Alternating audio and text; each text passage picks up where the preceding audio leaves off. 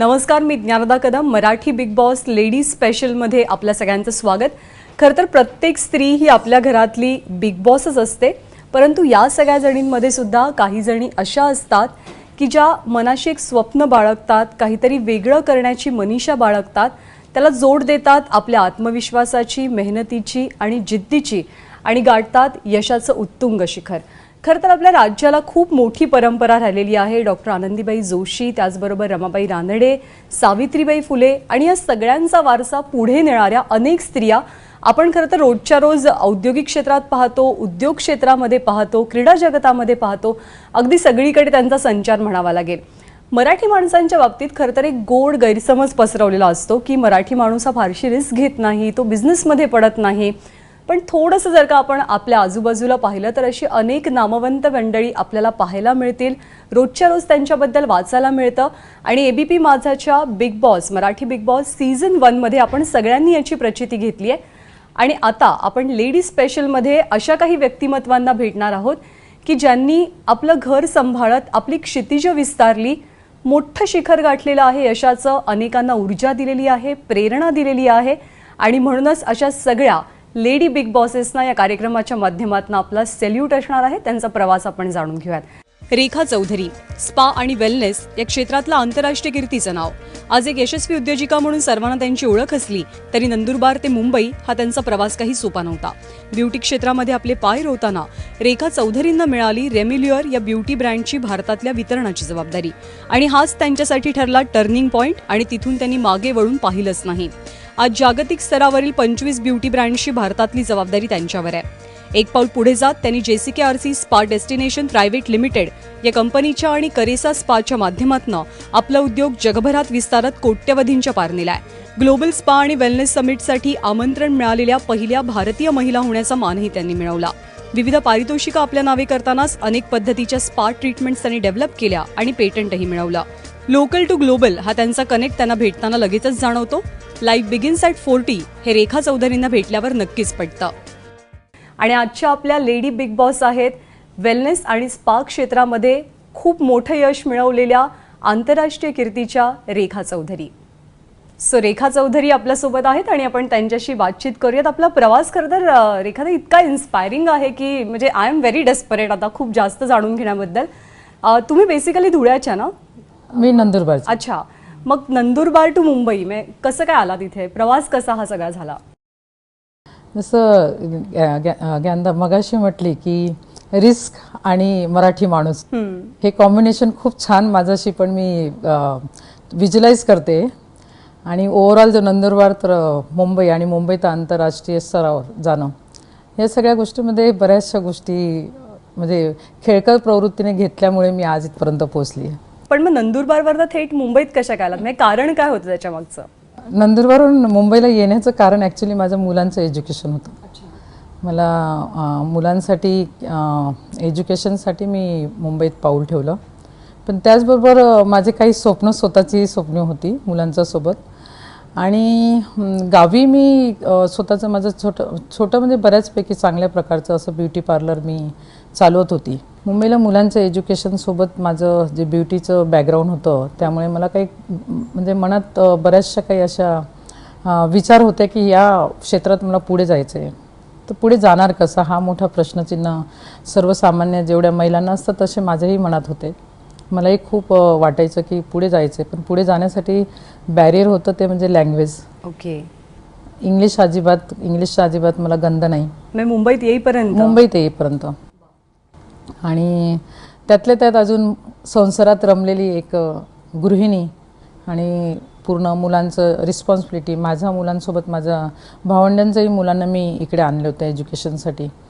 तर ह्या सगळ्या गोष्टींमधून स्वतःचं जेव्हा एक अस्तित्व निर्माण करायचं असतं तर ते खूप मोठं चॅलेंज माझ्यासमोर पण उभं होतं, जसं इतर महिलांसमोर असतं तसं. तुम्ही कोपअप कसं केलं त्या सिच्युएशन सोबत? कारण तुम्ही म्हणालात की इंग्रजीचं नॉलेज अगदीच झिरो होतं, त्यातून नंदुरबार सारख्या छोट्या शहरात तुम्ही आलेलात. ही तर एकदम खूप बिग सिटी मानली जाते. हो बरोबर. तुम्ही ते कोपअप कसं केलं? आणि पहिलं वर्ष मुलांच्या शिक्षणाकडे लक्ष द्यायचं होतं, तुमचंही करिअर होतं, तर त्यावेळेला नेमकी स्ट्रॅटेजी काय होती तुमची? स्ट्रॅटेजी माझी हेच होती की मी मुलांना डेव्हलप करता करता मी स्वतःलाही डेव्हलप करणार आणि बऱ्याच वेळेस व्हायचं मला इंग्रजीचं जेव्हा म्हटलं की एक उदाहरण म्हटली मी इंग्रजीचं, तर इंग्रजी शिकताना मुलांना मी शिकवत होती. माझ्याकडे मराठीचे बुक्स असायचे आणि त्यांचे इंग्लिशचे बुक्स मी समोरासमोर एक एक एक एक लाईन मराठीतली वाचायची, त्यांना इंग्लिशमधली वाचायला लावायची आणि ते वाचत असताना मी लक्ष द्यायची. बऱ्याचशा वेळेस त्यांनी बोललेला एखादा नवीन सेंटेन्स किंवा एखादा शब्द मी हातावर लिहायची. दिवसभर तो शब्द मी बघत राहायची, बोलण्याचा तो प्रयत्न करायची. आणि बाहेर कुठे जात असताना ट्रेनने मुद्दामून प्रवास केला, जाऊन बाहेर बघत होती. बाईक त्यावेळेस मुंबईत देखील मी चालवायला सुरुवात केली होती आणि बाईक तिकडेही चालवायचा गावी चालवायची आणि इकडे आल्यानंतर पण मी बाईक चालवायला सुरुवात केली. तर बऱ्याच लोकांनी म्हणजे बरेच माझ्याकडे वेगळ्या आश्चर्याने बघायचे, कारण महिला सहसा बाईक इकडे चालवतच नाही. आताही मी बघते खूप कमी रेअरली चालवत असतात. उद्दिष्ट हाच होता की मला एक्सप्लोअर करायचं होतं आणि त्यातल्या त्यात हे इंग्लिश बोलताना मात्र मी एक बेशरम बनून मी इंग्लिश शिकली. तर ते एक बॅरियर दूर करण्याचं कारण हे होतं, कारण मला ब्युटी क्षेत्रात पुढे काहीतरी करायचं होतं आणि ब्युटी क्षेत्रात करताना लँग्वेज हे माझ्यासाठी खूप मोठं बॅरियर होतं आणि ते बॅरियर जर मी दूर करणार नाही तर मला पुढे काहीच करता येणार नाही, हे मला स्पष्ट दिसत होतं. पण मग फर्स्ट स्टार्ट कसा झाला मुंबईत आल्याच्या नंतर? म्हणजे धुळ्याच्या पार्लरचा एक्सपिरियन्स इथे कामी आला का? नंदुरबारच्या पार्लरमधला तो प्रवास कसा झाला? म्हणजे तुम्ही या ब्युटी इंडस्ट्रीमध्ये मुंबईत आल्याच्या नंतर कसा काय प्रवास केलात?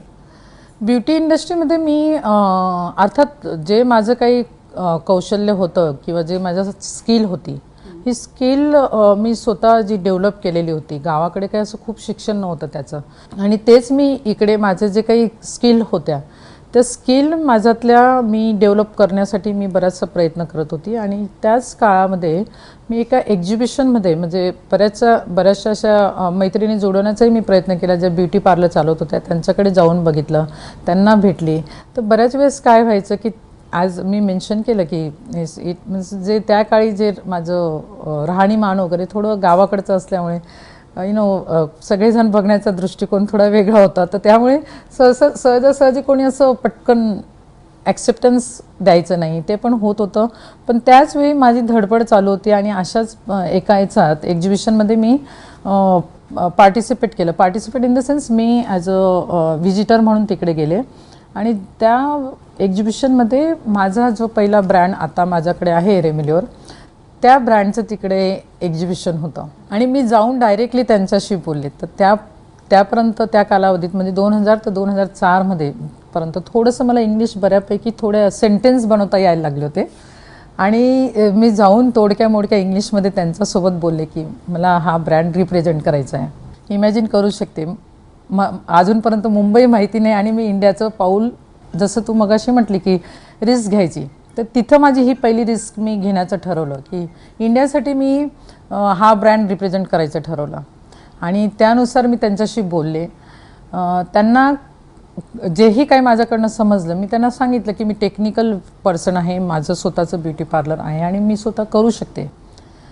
आणि तिने मला तेव्हा ती काही जास्त बोलली नाही, जी ओनर होती ती जास्त बोलली नाही, पण तिने मला एक शब्द विचारला की do you want to become my model on the stage, because she suppose to perform the treatment on the stage.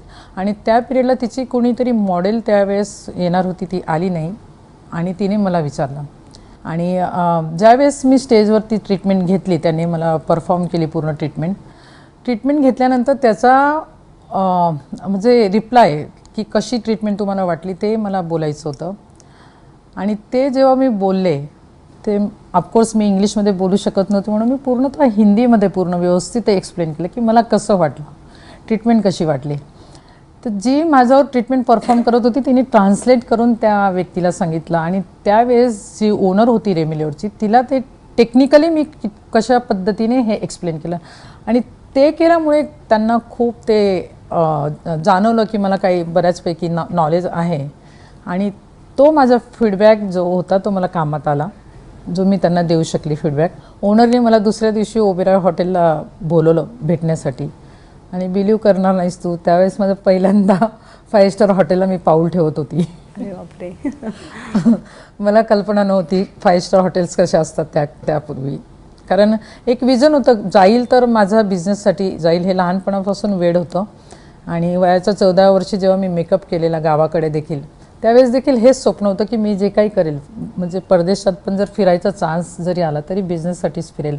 असं मी कधी साईट सीनसाठी कधी जाणार नाही, किंवा कुठेही मला जर आयुष्यात मला जर लक्झरी काही उपभोगायचं असेल तर मी माझा बिझनेस करेल तेव्हाच करेल, हे एक मनात आधीपासून होतं. आता हे सांगताना तुमचे डोळे पूर्ण पाण्याने भरले, तर खूप इमोशनल मुवमेंट होती इमोशनल होतं, कारण पहिल्यांदा गेलेलो, पहिल्यांदा होतं.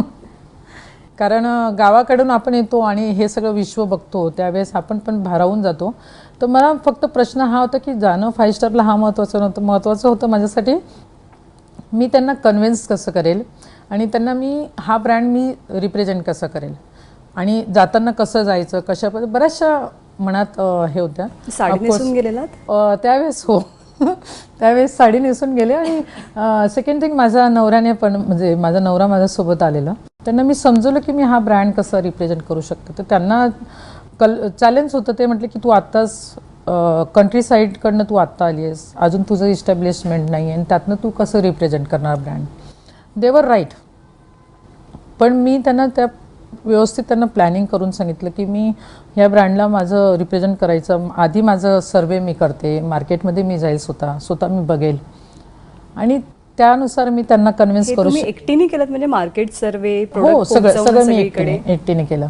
म्हणजे आता माझ्या मैत्रिणी ज्या मला म्हणजे खूप रिस्पेक्ट करतात आणि मानतात, त्यावेळेस देखील त्या काही मैत्रिणींनी ज्यांनी मला त्यावेळेस ॲक्सेप्ट केलं होतं वॉट एव्हर आय वॉज, आणि त्या मैत्रिणींनी मला बऱ्याच वेळेस ते देखील हसलेत माझ्यावर की ज्यावेळेस मी ह्या ब्रँडचं सुरुवात केली तर मी सर्वे केला जाऊन, आणि मी म्हटली जसं मला एक्सप्लोअर करायचं होतं मुंबई, तर मी मुंबई बाईकवर जाऊन एक्सप्लोअर करत होती, जात होती. रस्ते माहिती पडायला पाहिजे आणि प्लेसेस कुठं कसे काय ते माहिती पडायला पाहिजे. त्यावेळेस कुठं गुगल मॅप वगैरे हे काहीच नव्हतं.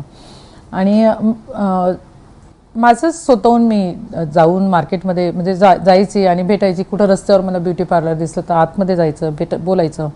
या पद्धतीने मी स्वतः सर्वे करत होती. मला स्वतः सुरुवात करायची होती. म्हणजे माझ्याकडे फायनान्शियली पण माझ्याकडे काहीच नव्हतं. जे काही होतं ते थोडंफार माझ्या याच्यातलं जेवढं माझं होतं तेवढंच. आणि फायनान्शियली ॲज वेल ॲज चॅलेंज होतं मला डेव्हलप करणं मार्केट, दोघं होतं. स्पा म्हणजे तुमचं हेल्थ तुम्ही इम्प्रूव्ह करतायत सगळ्या ह्या ट्रीटमेंट्सच्या माध्यमातून. त्याच्यात बऱ्याचशा आहेत. त्याच्यात सोना येतो, रसूल येतो, आपल्याकडे आयुर्वेदा जो 5 किती वर्षापूर्वीची आपली देणगी आपल्याला आहे आयुर्वेदाची ते येतं, योगा येतो.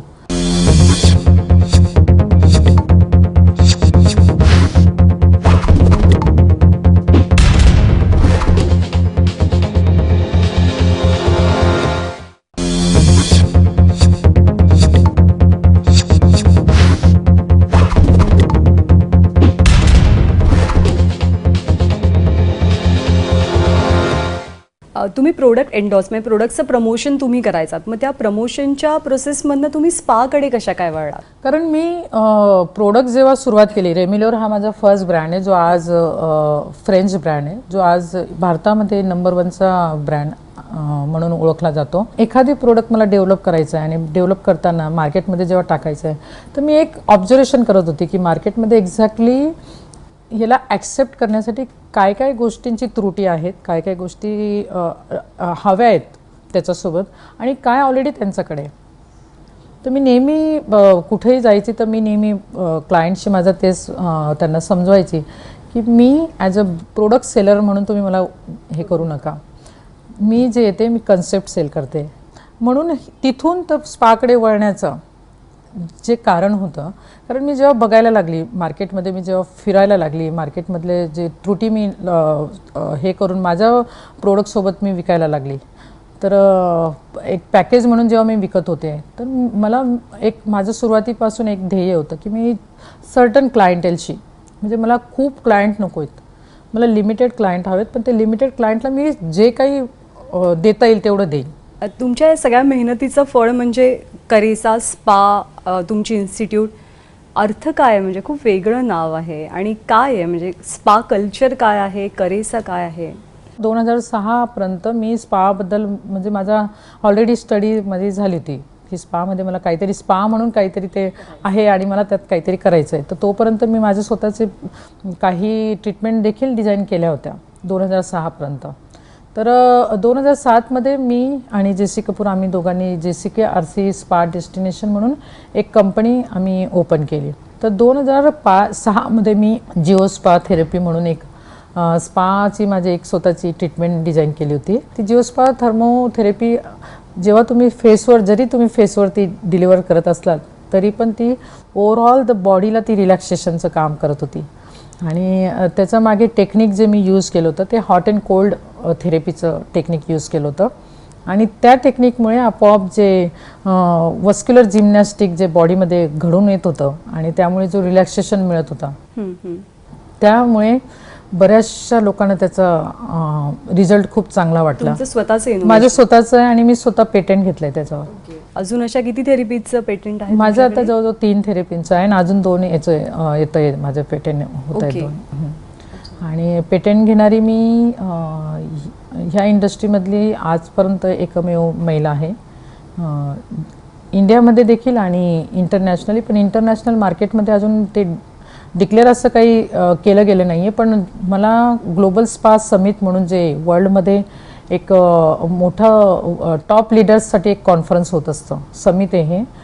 त्यांनी मला 2010मध्ये पहिलं इन्व्हिटेशन जेव्हा मला आलेलं त्यांच्याकडून, बिकॉज ते फक्त इन्व्हिटेशनवर लिडर्सला बोलत असतात वर्ल्डमधून आणि I was the first one invited by them. So त्या पिरियडला मला त्यांनी ह्या विषयावर बोलायला लावलं होतं, how to take the patents on the therapies. हे कल्चर काय, स्पा कल्चर नेमकं काय आहे? स्पा म्हणजे तुमचं हेल्थ तुम्ही इम्प्रूव्ह करतायत सगळ्या ह्या ट्रीटमेंट्सच्या माध्यमातून. त्याच्यात बऱ्याचशा आहेत. त्याच्यात सोना येतो, रसूल येतो, आपल्याकडे आयुर्वेदा जो 5 किती वर्षापूर्वीची आपली देणगी आपल्याला आहे आयुर्वेदाची ते येतं, योगा येतो. त्याच्यात बऱ्याचशा अशा गोष्टी येतात. फक्त मसाज हा म्हणजे स्पा नव्हे. जेव्हा माझ्या मुलीला मी जन्माला घातलं त्यावेळेस माझ्या आईने मला गरम रेतीचं बेडवरती मला झोपवायची. आणि रेती म्हणजे स्टोनच, त्या स्टोनच्या याच्यावरती झोपवायची मला. कारण विचारलं तर तिला माहिती नाही. ती म्हणायची की माझ्या आईने मला दिलं होतं म्हणून तिने मला दिलं. मी विचार करायची की जेव्हा मी स्पाचा बिझनेस चालू केला आणि मी विचार करायला लागले की त्यावेळेस ती हे मला ट्रीटमेंट देत होती, ते ट्रीटमेंट घेताना मला खूप बरं वाटायचं. लहानपणी वडिलांच्या अंगावर चालायची आणि वडिलांच्या अंगावर चालत असताना ते म्हणजे जेवढा वेळ चाललं तेवढ्या वेळ ते मला 10 पैसे 1 पैसा हे जे द्यायचे त्या पिरियडला ते खूप आनंदित वाटायचं. पण त्यातनंच मी पुढे जसं म्हटले की त्यातनंच पुढे मी शिकत गेले आणि जेव्हा मी ह्या इंडस्ट्रीत आली त्या पिरियडला मी हे रोप मसाज टेक्निक मी डेव्हलप केलं. तुमचा बिझनेस खूप विस्तारला, म्हणजे तो केवळ आता फक्त नॅशनल नाही राहिला, तो इंटरनॅशनल झालाय. हो. एक टर्नओव्हर किती आहे तुमच्या कंपनीचा किंवा करेसाचा? टर्नओव्हर असं म्हणायला गेले तर आज कंपनीचं इंटरनॅशनल लेवलला खूप मोठ्या याचं नाव घेतलं जातं की एक as a biggest company in India म्हणून. आणि ऑफकोर्स टर्नओव्हर म्हटलं तर करोडोमध्ये आज टर्नओव्हर गेला आहे, जो पूर्वी कधी लाखांमध्ये होता आज करोडोचा याच्यात टर्नओव्हर गेला आहे. तर भरपूर चांगल्या याच्यात आज करेसा पण जो 2010पासून आम्ही ओपन केलं आहे करेसा. आणि करेसाचे आता 8 आउटलेट ऑलरेडी आहेत. त्यातले एक आउटलेट म्हणजे मी रशियाला पण खूप मोठा प्रोजेक्ट केला होता आणि केनियाला देखील माझं स्पा होता जो टेक्निकली याच्यामुळे आम्हाला बंद करावा लागला. पण काही आम्ही आता फ्रँचायझी दिल्यात करेसाच्या माध्यमातून तुमचं स्वप्न पूर्ण झालं आणि हे स्वप्न पूर्ण करताना तुम्ही अजून किती जणांना रोजगार दिलात? हा खूप छान प्रश्न अगदी विचारलास आणि माझा खरंच म्हणजे खूप हृदयाशी जवळ असलेला हा माझा विषय आहे. गावाकडे आता मी नंदुरबारला आणि कामणेरला मी एक स्किल डेव्हलपमेंटचं खूप मोठं असं रुरल एरियातलं एज्युकेशनचं एक खूप एम्पायर उभं करते. ऑलरेडी माझं ते काम म्हणजे 90% काम झालं आहे आणि तिकडे मी आता डेव्हलप करते पूर्ण थेरपिस्ट, ब्युटिशियन्स, हेअर ड्रेसर्स जे जे काही असतील ज्यांचाच स्किल असतील. ह्यासोबत मी अजून एक खूप मोठं जे नवीन कन्सेप्ट मी लॉन्च करते ते मदर टच म्हणून एक माझी एक कन्सेप्ट मी लॉन्च करते. आणि ह्या मदर टचमध्ये लहान मुलांना पहिल्या दिवसाच्या बाळाला जो जन्माला येतो त्या बाळाला मसाज देण्याची टेक्निक केवळ आणि केवळ फक्त भारतात आहे. आणि ही टेक्निक भारतात आणि मुख्यतः म्हणजे ही रूरल एरियामध्ये बरोबर. बघायला मिळते. दाई जे असते ही रूरल एरियामध्ये बघायला मिळते की जी बाळाला मसाज देते. आणि मी स्वतः खूप चांगल्या प्रकारे लहान मुलांना म्हणजे मसाजचं टेक्निकमध्ये मी स्वतः देखील मास्टर आहे. आणि ह्या टेक्निकला मी आता पुढे आणते. मी असं बऱ्याचशा म्हणजे गावाकडनं दाई निर्माण करणं म्हणजे त्यांना प्रशिक्षण देणं, ही जी कन्सेप्ट ही भारतातली खूप छान अशी कन्सेप्ट आहे. आणि त्या कन्सेप्टला मी आता पुनर्जन्म देते. पुन्हा मी त्या कन्सेप्टमध्ये सायंटिफिक वे त्यांना ट्रेन करून ह्या अशा दाईंना आम्ही निर्माण करतो आहे. आणि त्या दाईंना शहरामध्ये ऑन कॉल त्यांना आम्ही जॉबवर पाठवणार आहोत. मी नेहमी म्हणते मी MBA नाही आहे, पण मी माझं ब्रँडला आज नंबर 1च्या पोझिशनला आणू शकले तर मॅनेजमेंट स्किल म्हणा तर प्रत्येक स्त्रियांमध्ये असते. ती जर घर मॅनेज करू शकते तर ती जग मॅनेज करू शकेल असं मला वाटतं.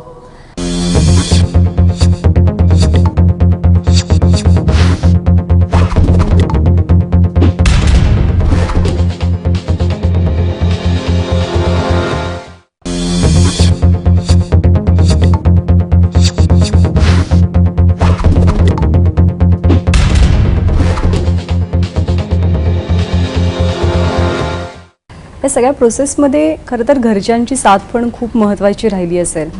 त्यांचा सपोर्ट कसा मिळाला? तर माझ्या या सगळ्या यशामध्ये माझ्या वडिलांचा, माझ्या भावांचा जे डॉक्टर रवींद्र चौधरी आणि आता माझे एक भाऊ आता रिसेंटली MLA जे झालेत ते शिरीषदादा चौधरी हे यांचा किंवा माझ्या नवऱ्याचा यांचा मला तर ॲज अ फॅमिली म्हणून खूप सपोर्ट होता. पण अजून त्याच्यासोबत मला एक जे खूप म्हणजे मनापासून जे सांगावं लागेल ते माझ्या मुलींचा. माझ्या मुलींनी मला खूप सपोर्ट केला आहे. लेकी काय करतात तुमच्या? माझी मोठी मुलगी जी आता रिसेंटली मॅरिड झाली ती वेलनेस डॉक्टर म्हणून ती काम करत होती आणि पुढे ती त्याच्यातच करिअर करणार आहे. ती फिजिओथेरपिस्ट आहे, पण तिला फिजिओथेरपी घेण्याचं मागे उद्दिष्टच हा होता की तिला मला स्पा इंडस्ट्रीमध्ये पुढे डेव्हलप करायचं होतं आणि तिने ते केलं आणि आज ती ॲज अ वेलनेस डॉक्टर म्हणून ती काम करते. दुसरी जी मुलगी आहे ती वेलनेस आणि मेडिकल टुरिझमचा बिझनेस स्वतः ती चालवते आणि त्यासोबतच ती माझ्या कंपनीत देखील काम करते. आणि जी रश्मी म्हणून मी म्हटली ती देखील आज माझ्या कंपनीत डायरेक्टर म्हणून काम करते. कुठची स्त्री म्हटली ना खरं तर की मग तिला घर नाही चुकत, घरातली कामं नाही चुकत, मग तिला दोन्ही गोष्टी बिझनेस करा करिअर करा तिला दोन्ही गोष्टी बॅलन्स करायला लागतात. बरोबर. तर एक स्त्री म्हणून किती कठीण आहे बिझनेस करणं किंवा त्याच्यामध्ये तग धरणं? प्रत्येकीने स्वतःतला आत्मविश्वास ओळखावा, स्वतःमधलं टॅलेंट ओळखावं आणि घरातली कामं तर प्रत्येकजण करतं. आज मला विचारणार तर मी आज खापरेच्या पुरणपोळ्या टाकण्यापासून तर इंटरनॅशनल लेवलला कुठल्या कॉन्फरन्सला स्पीच देण्यापासून सगळी कामं मी आजही करते आणि करू शकते. पुरणपोळ्या आजही करते. खापरेच्या पुरणपोळ्या जे स्किल होतं गावाकडे त्याला खूप नवल वाटतं सगळ्यांना की मला येतं मी करते आणि माझं कौतुक बऱ्याच वेळेस झालं, पण मला त्यात कौतुक करण्यासारखं असं वाटत नाही कारण एक स्किल आहे. तुमचे मॅनेजमेंट स्किल्स खूप इंटरेस्टिंग आणि खूप स्ट्रॉंग वाटतात. मी खरं तर तुमच्याकडे मी जेवढं ऐकून आहे तुमच्याकडे डिग्री नाही आहे प्रोफेशनल मॅनेजमेंटची. बरोबर. स्किल कुठून आलं तुमच्यामध्ये? मी नेहमी म्हणते मी MBA नाही आहे, पण मी माझं ब्रँडला आज नंबर 1च्या पोझिशनला आणू शकले तर मॅनेजमेंट स्किल म्हणा तर प्रत्येक स्त्रियांमध्ये असते. ती जर घर मॅनेज करू शकते तर ती जग मॅनेज करू शकेल असं मला वाटतं. आणि फक्त तुम्हाला स्वतःला ओळखण्याची गरज आहे. आता ना आपण बघितलं तर मुंबईमध्ये तर अगदी 2-2 पावलाला आपल्याला पार्लर्स दिसतात. गावाकडेही पार्लर्सची संस्कृती खूप फोफावली आहे. खूप मुली काम करतात. प्रत्येकीचं स्वप्न असतं की माझं स्वतःचं पार्लर असावं. तर अशा मुली आत्ता तुमच्याकडे पाहत आहेत, त्यांना उद्या या क्षेत्रामध्ये खूप मोठं काहीतरी करायचं आहे, त्यांना काय मेसेज द्याल तुम्ही? पण मला प्रत्येकीला सांगावंसं वाटतं की ज्यांना कुणाला ह्या क्षेत्रात यायचं असेल तर त्यांनी ऑफकोर्स फॅमिलीला त्यांनी समजून सांगणं गरजेचं असतं, पण त्यांनी स्वतःतला आत्मविश्वास सोडू नये. स्वतःमध्ये कॉन्फिडन्स ठेवून त्यांनी म्हणजे स्वतःतला कॉन्फिडन्स ओळखून त्यांनी ह्या क्षेत्रामध्ये उडी मारावी. हा क्षेत्र खूप मोठा होत चालला आहे आणि होणार आहे. भारतात नव्हे तर जगभरात ह्या क्षेत्राला आज खूप चांगल्या प्रकारचा स्कोप आहे. आणि तुम्ही जर खूपच पुढे म्हणजे टॅलेंटेड असाल आणि स्वतःतला आत्मविश्वास असाल तर कुठल्याच याचं बॅरियर तुम्ही आणू नका. लँग्वेज किंवा राहणी किंवा कुठल्याच गोष्टींचं बॅरियर तुम्ही तुमच्यात आणू नका आणि जस्ट उडी मारा. आपोआप पोहायला शिकणार. खरं तर खूपच प्रश्न आहेत. आपला वेळ छोटा आहे, त्याच्यामुळे काही प्रश्न आपण असे रॅपिड फायर काइंड ऑफ घेऊयात की हो. तुम्हालाही उत्तरं देणं तेवढं सोपं जाईल. तुमच्या आयुष्यातला सर्वात कठीण क्षण कोणता होता? कठीण क्षण तसे तर भरपूर आलेत, पण ज्यावेळेस मी डिसिजन घेत होती फॅमिली लाईफमधून करिअरकडे जाण्याचा आणि रेमिलिओरसाठी मी जेव्हा ॲज अ प्रोफेशनलमध्ये मी जेव्हा उडी मारत होती, तो माझ्यासाठी खूप चॅलेंजिंग आणि कठीण प्रसंग होता. पुढचं स्वप्न काय आहे? स्वप्न माझं मी आता म्हणजे ह्या क्षेत्रात मला बरंचसं नाव मी बरंचसं कमवलं आहे, बराचसा पैसा मी कमवला आहे आणि बरंच काही गोष्टी मी ह्या क्षेत्रात केल्या आहेत आणि मला ह्या क्षेत्रातनं रुरल एरियात माझ्यासारख्या भरपूर रेखा चौधरी ज्या असतील त्यांना शोधण्याचं काम मी आता करते आणि ते स्वप्नमय पूर्णतः त्याचा मागे लागून मी करणार आहे. या सगळ्या धावपळीमध्ये करायची राहून गेलेली एखादी गोष्ट आहे? करायची राहून गेलेली एखादी गोष्ट असं मी सांगू शकते की कदाचित मी जर अजून शिकले असते, जरी डिग्री नाही आहे माझ्याकडे, पण मी जर डिग्री घेतली असती तर आज अजून मी माझ्या ह्या कंपनीला जास्त पुढे नेऊ शकले असते. कदाचित होणारही नाही, पण कदाचित झालंही असतं. खरं तर या वेलनेस आणि स्पा सेंटरच्या माध्यमातून तुम्ही इतरांना रिलॅक्स करत असता, पण स्वतःच्या रिलॅक्सेशनसाठी कधी आणि किती वेळ काढता? मी ह्या इंडस्ट्रीत दिवस रात्र जेव्हा हेल्थबद्दल बोलते, वेलनेसबद्दल बोलते, तर माझ्या स्वतःला मात्र मी खूप लक्ष ठेवून ह्या याच्यात हे करते. मी स्वतः योगा आणि एक्सरसाइज मी आजही 16 किलोमीटर सायकलिंग करते रोज. आठवड्यातनं 5 दिवस तरी मी सायकलिंग करते. मी हल्लीच आता गोल्फ खेळायला सुरुवात केली, तर कारण काहीतरी एक नवीन डेव्हलपमेंट माझ्या याच्यात रुटीनमध्ये मी आणली आहे. गोल्फ खेळायला सुरुवात केली. बास्केटबॉल खेळता? मी बास्केटबॉल प्लेअर होती. खूप म्हणजे खूप चांगल्या टॉप लेवलने मी खेळत होती, पण लग्न झाल्यामुळे मी सगळं सोडलं. वयाचं म्हणजे खूप कमी 18 वर्षीच माझं लग्न झालेलं आणि सगळं काही त्या पिरियडला सोडावं लागलं. तर ते माझं बास्केटबॉलचं स्वप्न कायम अपूर्ण राहिलं, कारण मी खूप चांगली प्लेअर होती आणि मी खूप पुढे जाऊ शकली असती. शेवटची मोटरसायकल राईड केव्हा केलीत? मोटरसायकल राईड करणं माझं पॅशन आहे आणि मी ते सोडणार नाही आहे. पण आता बऱ्याचशा बिझनेस याच्यामुळे आणि कामामुळे मला खरंच वेळ मिळत नाही. तर 1 वर्षापूर्वी मी मोटरसायकलची राईड केलेली, पण जर रिटायर झाले बिझनेसमधून, होणार कधी हा प्रश्न मोठा प्रश्नचिन्ह आहे, पण जर मी रिटायर झाले तर मी भारतभर मला खूप इच्छा आहे की मी मोटर बाईकने फिरावं. तुमचा आदर्श कोण आहे? माझे वडील. माझे आदर्श राहिले आहेत ॲज अ फॅमिलीमध्ये आणि ॲज अ गुरु म्हणून मी त्यांच्याकडनं खूप काही शिकले. सेकंड, माझा आदर्श माझं गावाकडचं बालपण. गावाकडे जेव्हा तुम्ही असतात आणि गावाकडे खूप चॅलेंजेस असतात एक मुलगी म्हणून, आणि त्यातनं मी खूप काही शिकले गावाकडून. एक स्वतःचं अस्तित्व निर्माण करण्यासाठी एक स्त्रीला जे काही चॅलेंजेस गावाकडे, ते शहरामध्ये कुणाला कदाचित माहिती देखील नाहीत, अनुभवाला देखील कुणाला येत नाहीत. पण असे खूप काही चॅलेंजेस आहेत. बोलायला बसलं तर खूप मोठी त्याची लिस्ट आहे, पण ह्या सगळ्या गोष्टी मी ज्या काही शिकल्यात, तर माझा आदर्श माझं लहानपण बालपण जे गावाकडे आहे. तुम्ही त्याला प्लस पॉईंट पण म्हणाल का? मग प्लस पॉईंट, ते माझं प्लस पॉईंट आहे. शेवटचा पण खूप महत्त्वाचा प्रश्न, रेखा चौधरींचा सक्सेस मंत्र काय आहे? स्वतःतला कॉन्फिडन्स आणि स्वतःला ओळखणं. माझ्यातलं मी पण शोधलं म्हणून मी इथपर्यंत पोहोचले. हाच माझा सक्सेस मंत्र आहे. सो रेखाताई, थँक्यू सो मच. तुम्ही खूप मोठा आदर्श, खरं तर खास करून गावाकडे ज्या मुली असतात, ज्यांना मुंबईत येऊन आपलं करिअर करायचं असतं, काहीतरी वेगळं करायचं असतं, त्यांच्यासाठी खरंच तुम्ही खऱ्या अर्थाने रोल मॉडेल आहात. तुम्हाला खूप खूप शुभेच्छा आणि आमच्या सगळ्या टीमच्या वतीनं ही एक छोटीशी भेट. अरे थँक्यू. उघडा डोळे बघा नीट. वा. तर रेखाताईंनी खूप मोठा संदेश दिला खरं तर, की घाबरू नका. तुमच्यामध्ये आत्मविश्वास असेल, तुमच्यामध्ये जिद्द असेल, तर निश्चितपणे तुम्ही एक मोठी उंची गाठू शकता. आणि खास करून त्यांनी महत्त्वाची एक गोष्ट नमूद केली, ती म्हणजे तुमच्यामध्ये असलेल्या न्यूनगंडावरती मात करायला शिका, भीती बाळगू नका त्याची. त्याच्यावरती मात करत जर का तुम्ही पुढे गेलात तर यशाचं एव्हरेस्ट गाठण्यापासून तुम्हाला कुणीही रोखू शकणार नाही. आजच्या एपिसोडमध्ये आपण इथेच थांबतोय, पण अशा अनेक सक्सेसफुल महिला उद्योजिकांशी आपल्याला संवाद साधायचा आहे. तेव्हा बघत रहा ABP माझा.